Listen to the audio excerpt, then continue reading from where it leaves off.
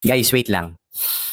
Alam mo ba yung amoy na hindi lang mabango pero nakakapis talaga ng utak mo? Ito yung Claire Natural Plant Extract Balm Air Freshener. Ang legit, sobrang mild ng scent niya, parang spa day sa loob ng kwarto mo. Hindi siya yung tipong amoy chemical. It's made with natural ingredients at may signature scent blend ng mint, jasmine, pineapple, white musk, cologne at rose.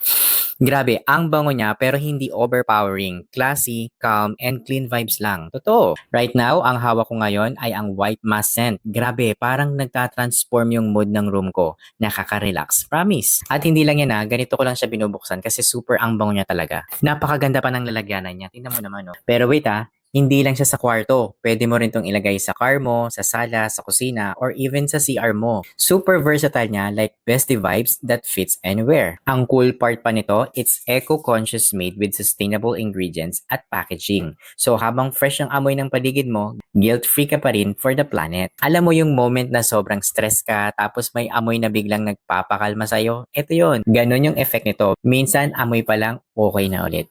Paano ka ba naman makakabili nito? Huwag kang mag-alala dahil nilagay ko to sa aking yellow basket. Basta mag-follow ka muna sa akin, mag-subscribe ka, mag-comment ka, mag-heart ka, ilagay mo na rin ako sa iyong favorites at i-share mo na rin. Kaya naman kung ikaw ang pipili, anong scent ang gusto mong mag-set ng vibe sa bahay mo? I-comment mo nga.